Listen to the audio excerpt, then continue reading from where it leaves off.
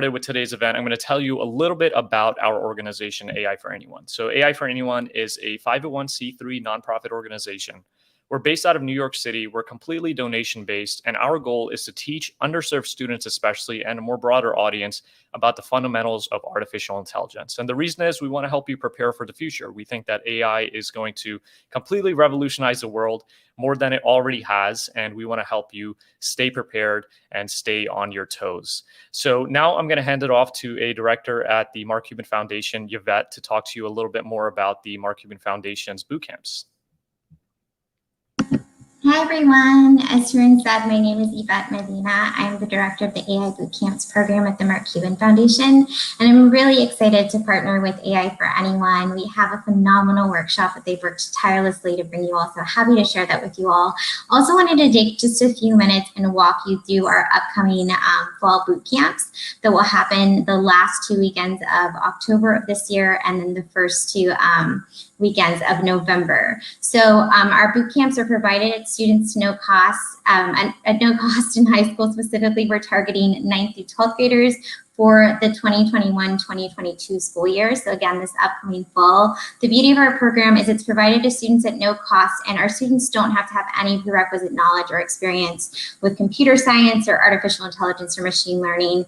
Any 9th through 12th grader is eligible to apply. We have a similar mission with AI for Anyone, and that we're really focused on recruiting kids who are typically underrepresented in this space. So we are very transparent about partnering with organizations to get girls, students of color, and students from low to moderate income backgrounds to apply to our camps. Again, at a high level, you can see our boot camp schedule, what dates we'll be hosting these boot camps, and what respective cities we'll be in. 14 of our 16 boot camps will actually be hosted in person, and 2 of our boot camps will happen virtually this year. We're really excited to share this opportunity. We encourage, if you know a young person in your life, to encourage them to apply. On the next slide, you can actually see the URL, markcubanai.org. We have our application link. Our deadline is August 27th, 2021. And then, of course, we also have a frequently asked questions section on our website to answer any questions, again, of who's eligible to apply, what cities we're going to be in this year. So really excited to bring you this workshop. Look forward to walking through the content with you all, and hopefully you encourage your young people in your life to apply, or you yourself might apply. So feel free to reach out with any additional questions. Thanks so much, team. I'll hand it back over to Haroon. Thanks so much, Yvette. And definitely be sure to check out Mark Cuban Foundation's boot camps. Awesome initiative that they've been running for a couple of years now. And I know from plenty of testimonials that it is a life-changing experience for certain students. And so definitely be sure to see if there's boot camps in your area that are available. So next, I'm going to hand it off to our awesome director of content at AI for Anyone, Charmaine, to talk you through the program for tonight and some exciting things that you can expect. Hey everyone, I'm Charmaine, and thank you so much for joining us today for AI Explained workshop. If you haven't already, go grab your friends, your family, your popcorn, your hot chocolate, whatever it is to get you ready for this workshop. I'll be running you through our agenda. So on the agenda, we'll first go through an introduction of AI and what it is, and then as promised, we'll serve you AI in 4 different difficulty levels that's designed in a way that you can digest the information regardless of what level you're actually joining us at. And then finally, we'll wrap up the workshop with all of the resources you'll need to follow up on what you've learned with us today, including a special link to an Ask Me Anything AMA hosted by Janed and Mark Cuban Foundation after the workshop. So make sure you stick around till the end. If you're posting anything on social media, pictures, screenshots, boomerangs with your friends and family, make sure to use our event hashtag AI Explained and tag us to have your content reposted. Also, if you haven't already, make sure to follow our socials at AI for Anyone. We're doing a Google AIY Kit giveaway there right now. So with that, Janed, whom if you've joined us for a workshop before, will be a familiar face to you. He's one of our nonprofit's awesome advisors. He'll be leading you through our workshop today. Take it away, Janed. Thanks so much, Charmaine. Hey, everyone. We're super excited to be here today to talk to you a little bit more about AI. This time, trying to break it down to you at 4 different levels of complexity. So let's get started. So before we begin, there's actually a tool that we're going to be using to interact with you throughout the workshop. And you can use this to answer some of our questions live and engage a little bit more with the content that we're showing you. And this is just a chance for you to get familiar with the tool. What you can do is you can pull out your smartphone, head over to slido.com, and you can enter the hashtag explained for the code there, and you'll be able to answer our questions live from wherever you are. So I'll give you a few seconds to try it out and answer our first question, just so that you are getting familiar with the tool, which is, what city or country are you tuning in from? I can already see plenty of people being able to engage with this. Lots of folks coming in from the US and all over the US, including some people from Canada, which is where I'm coming from. Go Canada. Cool. Awesome. Definitely keep that open as you're going along, and we'll be asking you plenty of other questions throughout the workshop that you can interact with. So for this workshop, we've primarily got two learning objectives. The first one is, what is AI? And the second one is, how does AI learn? But we're going to do something different in that we're going to look at it at 4 different levels of difficulty. We're going to start off at an elementary school level, and then we're going to graduate to the high school level. And then we're going to finish our schooling and go off into work and talk about it at a working professional level. And then finally, we'll go to probably my favorite part, the Math Geek section. This is where, for those of you who do math puzzles on the side, this will be an interesting section for you. So 2 objectives, 4 levels of difficulty. Let's begin. And we'll start off with elementary school. So at an elementary school level, what is AI? We might define AI as computers doing things that need human intelligence. Now, to break this down, I'm going to give you 4 examples, and then I will pose a question to you through Slido again for you to tell me whether you think these are doing things that need human intelligence. So let's go through our 4 examples. The first one is Alexa, and then we've got TikTok, and then we've got self-driving cars, and finally we've got Instagram. So again, head over to slido.com or just keep it open on your phone and answer this question for us. Of these 4 examples, which ones do you think are doing things that need human intelligence? And I'll give you a few seconds to put in your answers before I start to show what people think.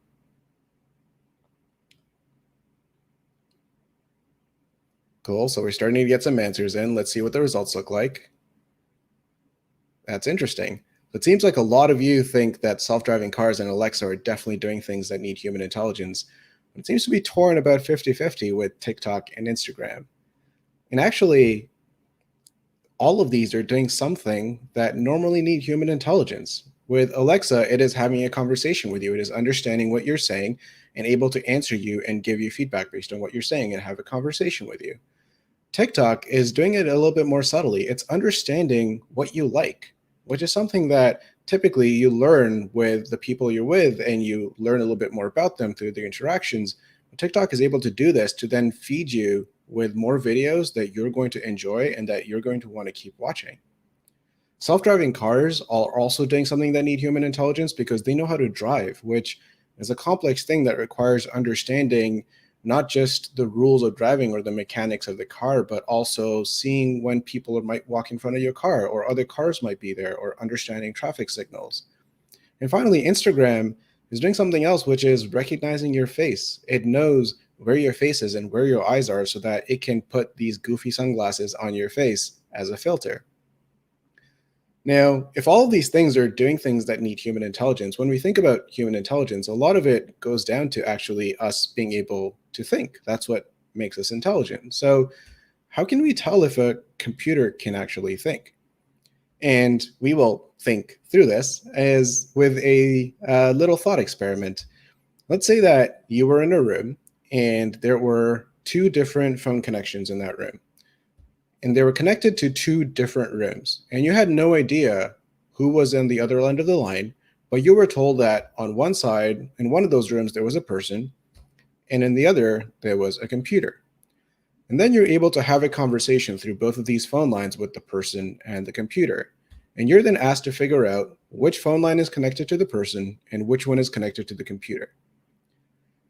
In a world where you're not able to figure out which one is which, that's the world where you can start to think that maybe that computer can actually think. And the way to reason through this is that when you're talking to a person, that person, in order for them to have a conversation with you, they need to be able to think. So if a computer can hold that same type of conversation with you, maybe the computer can think as well. And this is something that's referred to as the Turing Test, that was first suggested by Alan Turing in 1950 as a way to figure out whether a computer was intelligent. So speaking of a computer thinking and being intelligent, how does AI actually learn? And to understand this, I'm going to show you a short little video. I'm using really tiny salmon treats today. Teaching your dog to sit is as simple as luring them into a sit, just like, well, okay, that's the opposite of sit, sweetheart. You can see her butt starts to go down. Yes, good job. And it's really natural for puppies to want to use their paws like she's doing right there. But right now, as long as she's in a sit, I'm going to go ahead and release that treat the moment her butt hits the ground. So in the beginning, many puppies are real clumsy. And if you move it too fast, they're like, hey, where'd the treat go? Most puppies are not quite yet conditioned to follow a lure. So it's really critical to go very slow. If you're new to this, you're probably going to lure like this, way too fast. Let me pretend she's not here for a minute. If there was an invisible dog right here, this is how fast the lure would be going. See that real slow. Most puppies will catch on to this really quickly, and Hazel is no exception. Look at that sit. That's looking so good. But of course, we don't want to have to lure our dogs into a sit for the rest of their life, so I'm going to start phasing out the lure. I'm going to show her the treat. Look at that. Fantastic. So she went right into the sit when she saw the treat. She's starting to get it. Now that I'm reasonably confident that she's going to sit, I'm going to introduce the word sit to her in advance. So it looks like this. Sit. Yes, nice job. So she's learning how to sit already. She's doing great. And even to lie down. How about that? I'll give you a treat for that. I love it. Cool. That's a very cute puppy. Now, there was a few things that we actually saw there when Hazel was learning how to sit. I'm using really... The first thing we saw was that she started by trying every possible way to get the treat. She was up on her hind legs. She was trying to use her paws to get closer to it. And she was doing everything she could think of, all sorts of random ways to try to actually get the treat. And the same thing happens with AI, is that when we teach AI how to learn, it starts doing things completely randomly. The second thing we saw was that Hazel got rewarded for putting her bum down. So we actually do the same thing with AI, where every time it does something that we deem to be correct, we give it a reward. And then we saw the trainer tweaking his approach. So he was using a lure, meaning he was trying to move the puppy by luring her into a certain position. And the trainer was tweaking that approach based on how Hazel was responding to it and what she was learning. And with AI, we actually have to do the same thing. So whoever is training that artificial intelligent model to learn something is constantly monitoring and tweaking the training based on what it is learning and what it is not learning. And finally, we saw something interesting at the end, which is Hazel lied down, and that also got her a treat. And that's something that happens with AI as well. Lying down is not exactly sitting, but AI can also learn things that are close, but not quite right. And I'll give you an example of this, actually, and I'll turn it over again to another question, which is, there's an image here. There's about 16 different photos here, and I'll give you a second to count them, but how many of these do you think have a dog in them?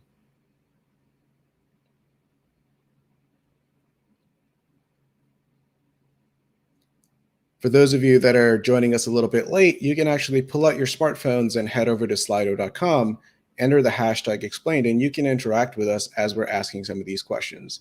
You can also scan the QR code on your screen with your phone if that makes it easier for you.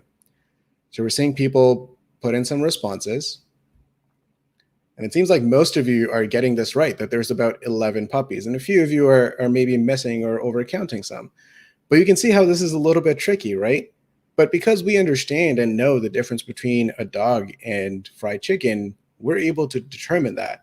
A lot of times an AI can actually end up getting tricked into thinking that something is not what it is. And so if it's only seen dogs, it might actually end up thinking that that fried chicken is actually a dog. So That brings us to the end of elementary school, and we now graduate to the high school level. So let's go back to our first learning objective again. What is AI? And the definition here is just a little bit different. The definition here is artificial intelligence is computer systems doing things that normally need human intelligence. And the key difference here is this word, normally. What does it mean when it's normal for a computer to do something? Now, I want you to understand this by thinking in context of, maybe the first time you saw a phone or a computer do something cool, right? The first time that someone was able to use their phone to play and hold a whole bunch of music, or the first time they were able to go onto the internet, go to youtube.com and play a video. That seemed pretty magical that time, right? But now if I come to you and I say, hey, I can play music from my phone, you'd be like, well, duh, everyone can do that. Every phone can do that. That's just normal. And this is something that happens with AI as well. And I'll give you an example that's specific to AI, where the first time that an AI computer was able to beat the world's leading expert at a game of chess, people thought that was really magical. They thought it was really unique, and they thought it was intelligent. A little bit after that, they started to understand a little bit more about how that AI specifically worked. And the way it worked was by looking at a board game and trying to figure out all of the possible moves that it could take and calculating the probability of those leading to victory, and then just choosing the one that had the highest probability. So it was taking basically what you would call a brute force approach. And when people started to understand this, they started to question whether that actually is AI. It's not doing anything intelligent. It's just trying everything that it can. And this is something that we refer to as the AI effect, which is when things stop being magical. And what does this mean for us? It means that actually what we refer to as AI today may not actually be referred to as AI 10 years from now or 20 years from now, because those things may lose their magic as we start to better understand how they work. So, given that, how does AI learn? Now, I'm going to explain this to you by first talking about a regular computer program. And let's say I wanted to build a computer program that would try to figure out whether something is a tiger, whether an image is a tiger. And I might do this by thinking of all the things that I would look for in a tiger. For example, does it have 4 legs? Or does it have a tail? Does it have 2 ears that stick up? Does it have whiskers? And then the biggest giveaway for a tiger, does it have black and orange stripes? And say I was running this image through my regular computer program, you would see that it has all of these things. And so my computer program would tell me that, yes, it is a tiger. But what about if I was running this image through my computer program? It also has 4 legs, and it has a tail, and it's got 2 ears that stick up, and it's got whiskers, and it's got black and orange stripes. And so my program would probably tell me that this is a tiger. But I think every one of us can see that this is not actually a tiger, it's a cat. So how might we make our regular computer program a little bit more intelligent? Well, to understand this, we're going to talk about a game. And this is a game that we've actually had over 3,000 people play. If you're interested in playing this game, we will definitely send it out to you later on so you can try it for yourself. But in this game, we told people that there is this make-believe world where these things called digicons. And there were 3 different types of digicons. There's Yodas, Fluffers, and Skizzles. And then we showed them an image of a digicon, and we asked them to guess whether it was a Yoda, a Fluffer, or a Skizzle. And they were at first guessing completely randomly. So they might guess that this is a Fluffer, and we would tell them, no, actually it's a Yoda. Then we'd give them another example, and then we'd give them another example. And we kept doing this, and we gave them example after example, and they would guess, and then we'd tell them whether their guess was right or wrong. Now, after they had gone through this entire experiment, this entire game, we looked at everybody's results, those 3,000 people who've played our game. And we looked at their results from the first 4 questions they answered versus the last 4 questions they answered. And we saw something that was pretty interesting, which is for the first 4 questions, the average score was about a 45%, which is a failing grade. For the last 4 questions, the average score was about 78%. Meaning somehow, without knowing anything about digicons or any of the types of digicons, because they were entirely made up, they were able to learn the 3 different types of digicons and classify them correctly. Now, if I were to actually show you all the different examples we gave them, and I asked you to describe in words whether something is a Yoda, fluffer, or skizzle, you might be able to figure it out, right? You might look at this and say, all skizzles are triangles, all fluffers have red outlines, and everything else is a Yoda. And you would be 100% correct. But what about if there was 10 different types of digicons, or 100 types, or 1,000 types? All of a sudden, the problem becomes a lot harder, right? Or let's say I was asking you to describe the difference between two different faces in words. And so someone who had never heard or met or seen Mark Wahlberg or Matt Damon would be able to tell the two people apart. Doing that is actually a little bit hard to do, isn't it? And so what we learned from this is that describing these complicated rules to a computer is hard, and sometimes even figuring out what the rules should be can also be hard. But instead, the same way that people were able to play our game and learn about digicons, AI learns through examples and lots of repetition. So bringing this back to our computer program where we're trying to figure out whether something is a tiger or not, our intelligent computer program would work by us first giving it lots of examples of tigers, lots of examples of things that are not tigers, and lots of things that are somewhere in the middle where they're kind of edge cases. They're close to tigers, but not quite. And using these examples and repetition and feedback, our computer program would be able to figure out what actually is a tiger versus what is not. So we finished our school session, and now we're ready to go off into the world and start working. And so let's talk about AI at the level of a working professional. And in terms of what is AI, our definition here is going to be quite different. We're going to base this definition on the type of AI that you would probably interact with on a day-to-day, whether at your companies or some of the products that you're using in your day-to-day lives. And the way we might define AI in this case is a lot more technical, in that AI is a math-based tool that can recognize complex patterns in data. Let me break that down for you. What do we mean by a math-based tool? We mean a combination of code, algorithms, and linear algebra. Yep, the same linear algebra that you probably remember from your high school or college classes. And what do we mean by recognizing complex patterns in data? Well, a simple example of this would be when you put a whole bunch of data in Microsoft Excel and you draw a trend line to see what the pattern is in the data. With complex patterns, we're usually talking about lots and lots of data, and we're also typically talking about patterns that previously could only be found by humans, or sometimes maybe even weren't possible to be found by humans. Let's talk about this with some examples, right? So think about the example where you're getting a loan, right? Typically, you would have gone into some bank and you would speak to a loan officer, and they would get a whole bunch of information about you. And then they would use that information to figure out whether you're going to get the loan and then what your interest rate is going to be. So I'll pose this question to you, which is, what are some of the things that a loan officer might use to figure out what your interest rate might be? And I'll give you a few seconds to think about this and give us some of your responses.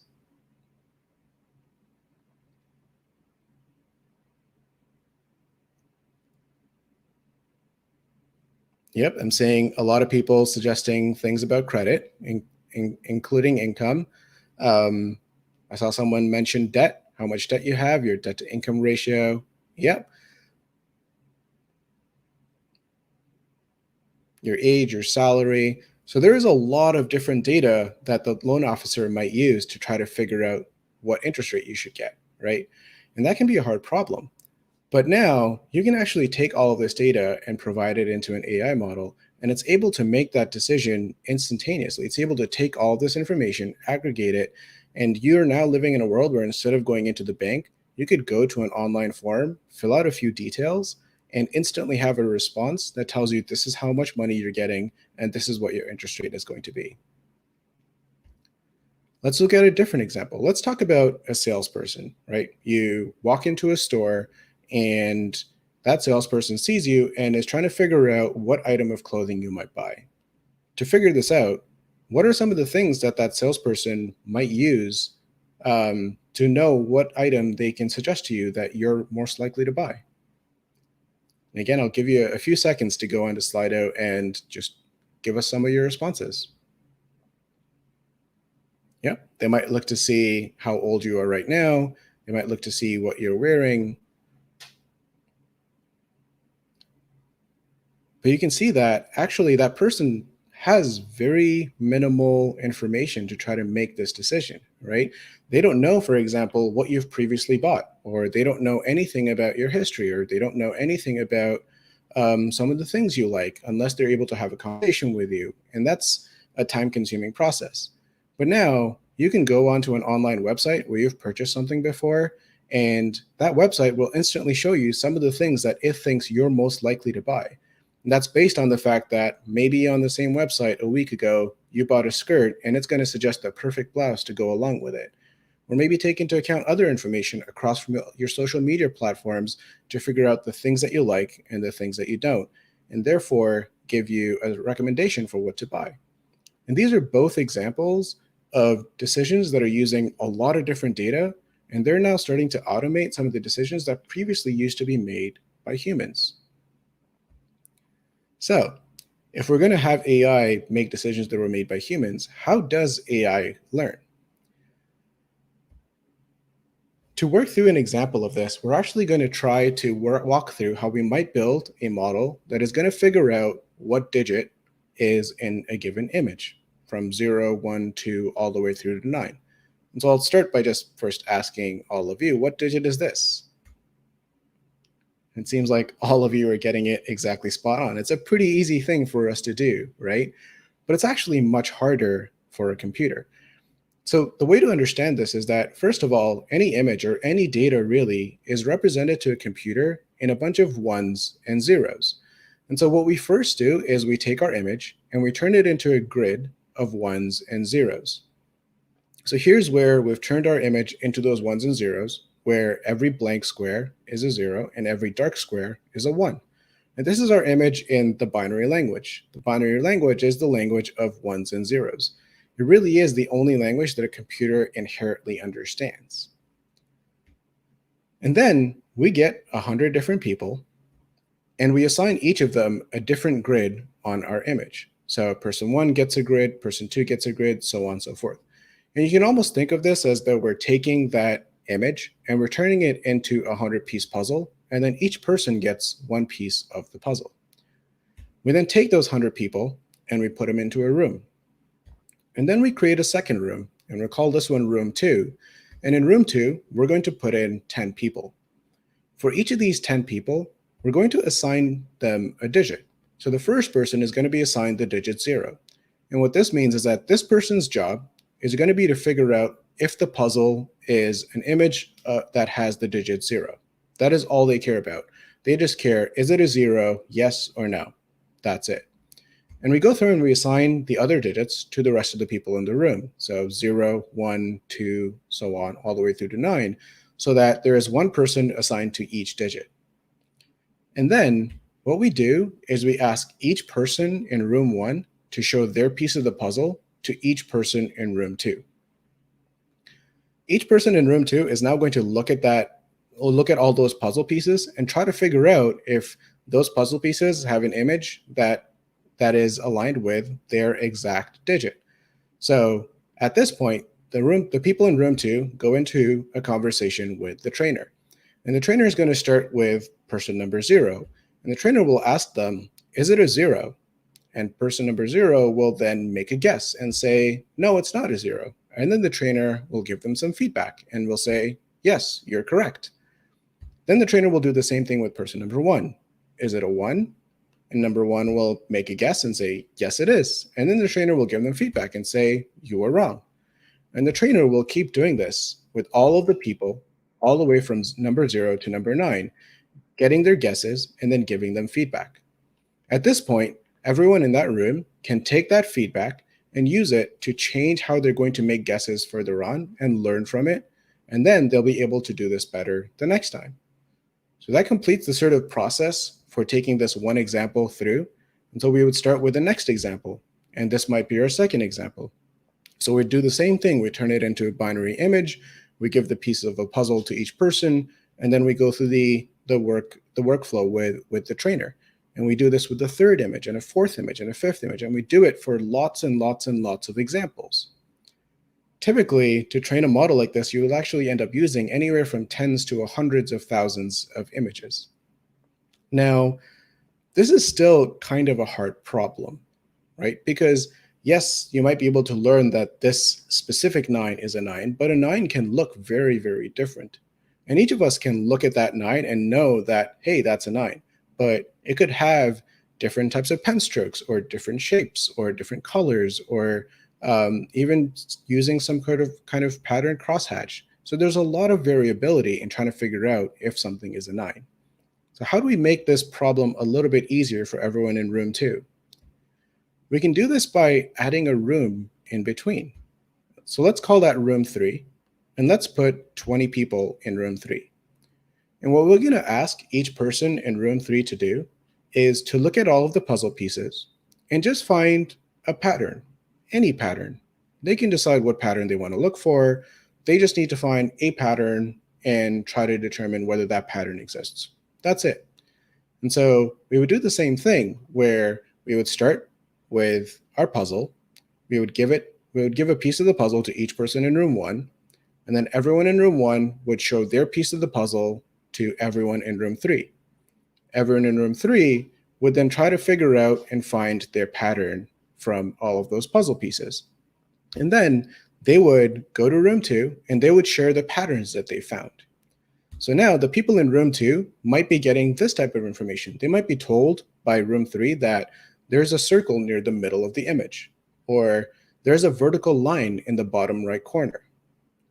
And so, for example, person number 0 might look at this information and say, hey, there's a circle in the middle of the image, so this could be a 0, but there's also this vertical line, so it's probably not a 0. So I'm going to say it's not a 0. Now, all of a sudden, the problem becomes just that little bit easier, right? They're not dealing with 100 different puzzle pieces. They're dealing with patterns that have already been found from those 100 different puzzle pieces. So this process goes through the same example with the trainer. So after the 9 has gone through from room 1 to room 3 has found the patterns and shared it with room 2 will lock in their guesses. And then they'll have a conversation with the trainer, and the trainer will give them feedback on their guesses. Once the trainer has given them feedback, then room 2 will give feedback back to room 3. And using this, everyone in room 2 will adjust how they're making their guesses, and everyone in room 3 will adjust the patterns that they're looking for.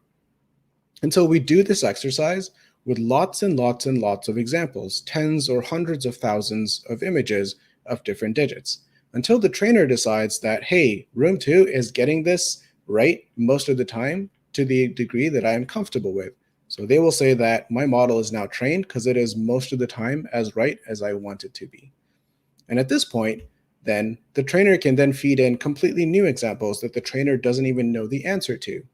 And that example can also be broken down into the binary language, into those puzzle pieces. Room 1 shares them with room 3. Room 3 finds their patterns and shares those with room 2.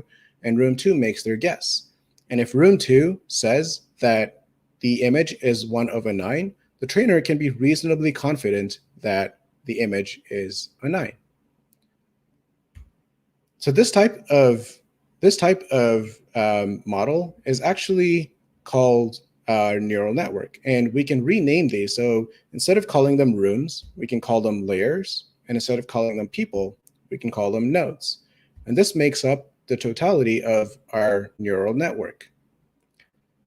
The first layer, where we're putting in all of our data, our initial data, which is the puzzle pieces, that's called our input layer. And then the layer where we're getting the output, where we're getting our actual guesses, that's called our output layer. And all the layers in the middle are called hidden layers. And the hidden layers are where a lot of the different knobs and dials are that the trainer can tweak to try to make their neural network better at solving some problems versus others.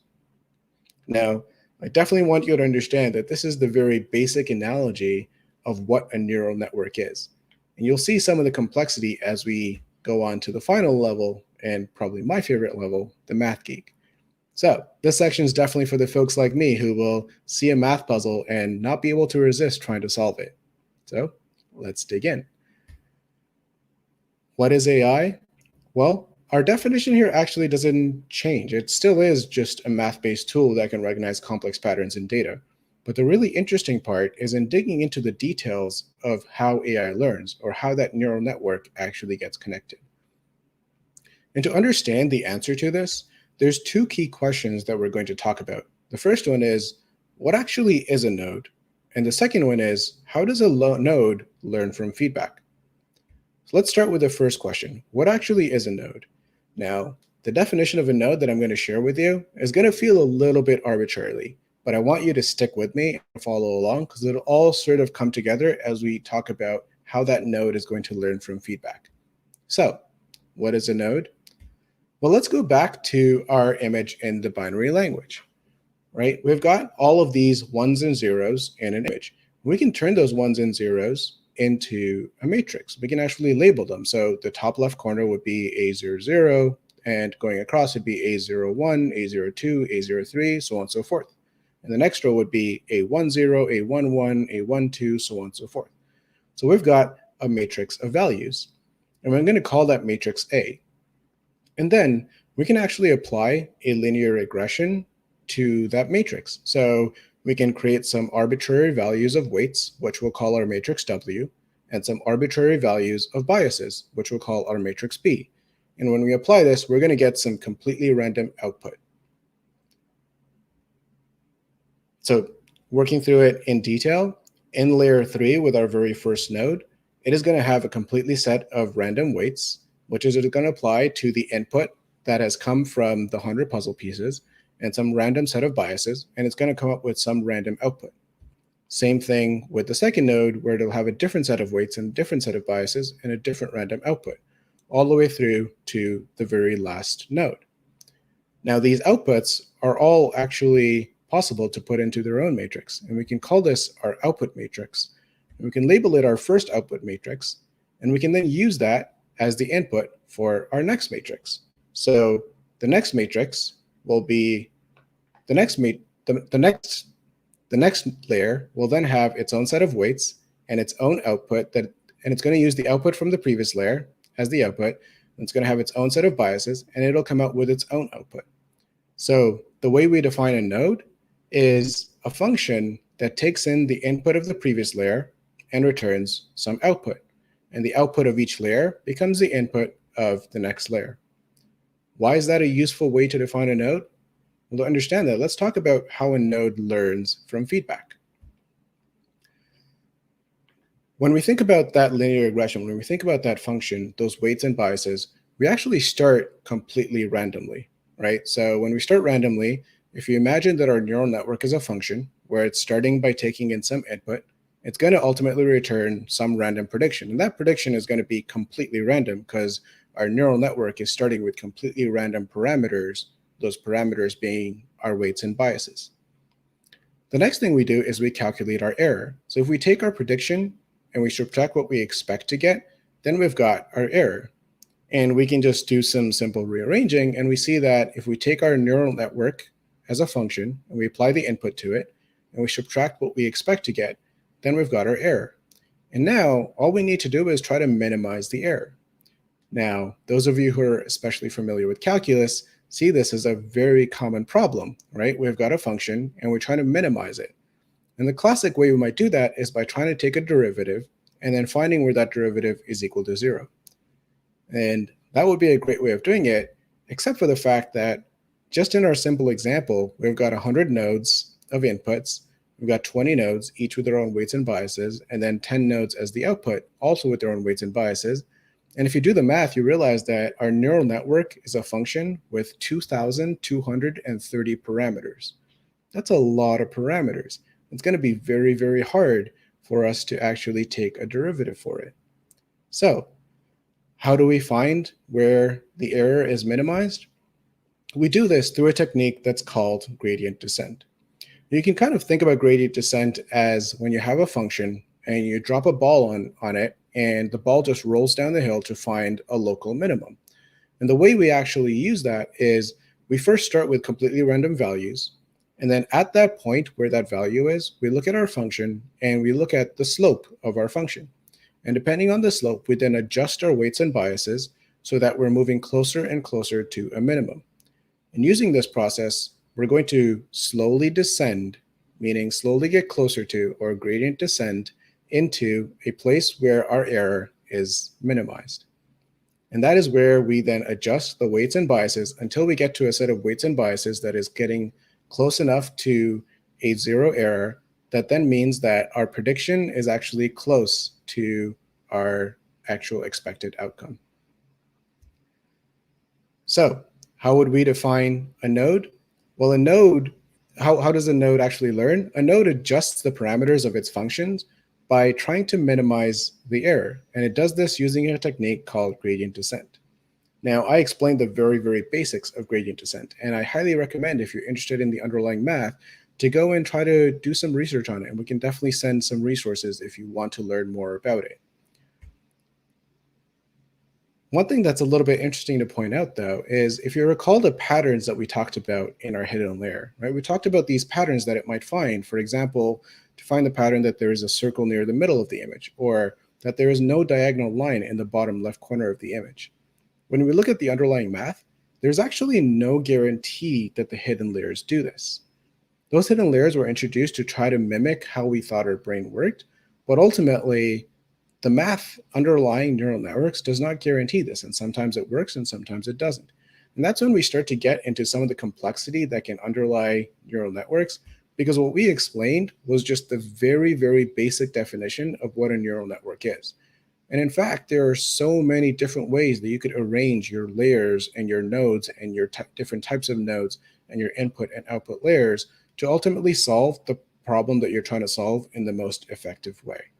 And this is where you can start to learn a lot more about the complexities that can underlie different ways of solving different artificial intelligence problems. So with that, I hope you were able to learn something from at least each of the levels. I hope you were able to see some of the complexity that underlies some of the simpler definitions that we've talked about so far. And I hope you were able to graduate a little bit in your understanding of AI. Thank you so much. Awesome. Thanks so much, Sinead. And we hope you really enjoyed the presentation. For those that stuck around, the party isn't over yet. We're actually continuing the conversation on the AI for Anyone community. So if you want to visit community.aiforanyone.org, I think maybe we'll include it in the comments below, community.aiforanyone.org. We'll have an AMA with Junaid where he'll answer some of your questions regarding the presentation or otherwise. And we're also going to have a separate thread with the team at the Mark Cuban Foundation for you to ask questions about the bootcamp programs. Now, before we close, I did want to mention a couple of other things. One is, again, AI for Anyone is a donation-based nonprofit. So if you enjoyed today's presentation, you can feel free to, well, we would really appreciate any sort of donation or your support at aiforanyone.org/donate. And then finally, you can expect a follow-up email to be sent out tomorrow morning containing more resources that you can use to expand on your understanding of artificial intelligence after the workshop. So on behalf of our team at AI for Anyone and the team at Mark Cuban Foundation, thank you so much for joining, and we look forward to seeing you next time.